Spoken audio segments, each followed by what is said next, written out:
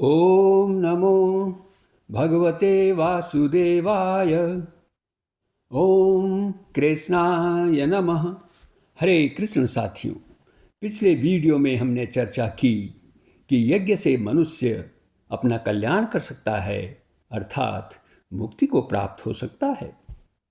लेकिन जो मनुष्य अपने कर्म यज्ञ की भावना से नहीं करते, अर्थात जो मनुष्य अपने कर्म केवल अपने हित के लिए ही करते हैं, ऐसे मनुष्यों को भगवान चोर कह रहे हैं।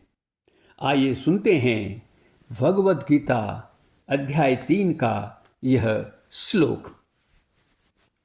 इष्टान भोगान ही वे देवा दास्यन्ते यज्ञभाविताः तैर्दत्तान् प्रदायेभ्यो यो भुक्ते स्तेन एव सः। अर्थात भगवान कह रहे हैं कि यज्ञ से प्रसन्न होकर देवता तुम्हारी सारी आवश्यकताओं की पूर्ति करेंगे, किंतु जो देवताओं द्वारा दी गई सामग्री को दूसरों की सेवा में लगाए बिना स्वयं ही उसका उपयोग कर लेता है, स्वयं ही उसका उपभोग कर लेता है, वह निश्चित रूप से चोर है। अब हम इस श्लोक की विस्तृत व्याख्या करेंगे।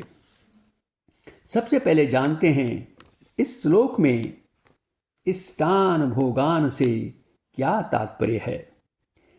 इष्ट का अर्थ है इच्छित। इस तरह इस पद का अर्थ हुआ इच्छित भोग, लेकिन यहाँ इसका अर्थ इच्छित भोग नहीं हो सकता, क्योंकि श्री भगवान ने पिछले श्लोक में हमें कल्याण प्राप्ति के विषय में बताया है, और भोगों की इच्छा यदि हमारी है तो फिर कल्याण तो नहीं हो सकता। इसलिए यहाँ इसका अर्थ है कर्तव्य पालन के लिए आवश्यक सामग्री। यह सामग्री देवता ही मनुष्यों को देते हैं।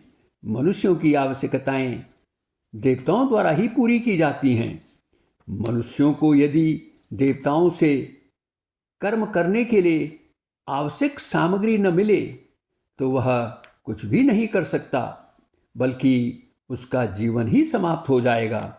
विचार करें कि क्या मनुष्य अपने आप अन्न, जल, वायु, अग्नि आदि सृजित कर सकता है? इसका उत्तर है नहीं। हमारे पास जो कुछ है, बल है, योग्यता है, पद है, अधिकार, धन आदि सभी हमें दूसरों से ही मिली हैं। यहाँ तक कि इस शरीर, इंद्रिया, मन, बुद्धि भी हमारे अपने नहीं हैं, ये भी हमें संसार से ही मिले हैं।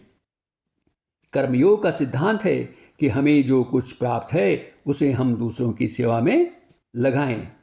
जो व्यक्ति देवताओं से प्राप्त पदार्थों से केवल अपना ही हित चाहता है, देवताओं और अन्य प्राणियों का उनका भाग न देखकर अकेले ही सारा उपभोग करना चाहता है, वह वास्तव में चोर है। हमें प्रत्येक वस्तु ईश्वर से प्राप्त हुई है, इसलिए हमें जरूरतमंदों की सहायता करनी चाहिए। ईश्वर को अर्पित किए बिना हमें किसी भी पदार्थ का भोग नहीं करना चाहिए। अतः मनुष्यों को भी देवताओं की तरह अपने कर्तव्य कर्म करते रहना चाहिए। जो वस्तु उसकी है ही नहीं, उस पर उसे अपना अधिकार या स्वामित्व नहीं समझना चाहिए। अनंत जन्मों के कर्म बंधन से छुटकारा पाने के लिए हमें यह मनुष्य जन्म मिला है। हमें इसका सदुपयोग करना चाहिए। अतः मनुष्य को चाहिए कि उसे जो सामग्री मिली है वह भगवान, देवता, ऋषि, पितर आदि समस्त प्राणियों की सेवा में लगाए, क्योंकि मनुष्य इन सभी का ऋणी है। इसलिए शास्त्रों में पंच महायज्ञ करने का भी विधान है, जिससे मनुष्य अपना ऋण चुका सके और श्रेय अथवा कल्याण की प्राप्ति कर सके। अब हम सभी के मन में यह प्रश्न उठना स्वाभाविक है कि कर्मयोगी अपने जीवन का निर्वाह कैसे करेगा यदि वह प्राप्त सारी सामग्री को दूसरों की सेवा में लगा देगा। वास्तव में यह शंका डाउट इसलिए है क्योंकि जब हम स्वयं को शरीर मानते हैं, हम अपने को शरीर मानते हैं, परंतु कर्मयोगी शरीर से कोई संबंध नहीं रखता बल्कि उसे संसार का मानता है और संसार की सेवा में लगा देता है।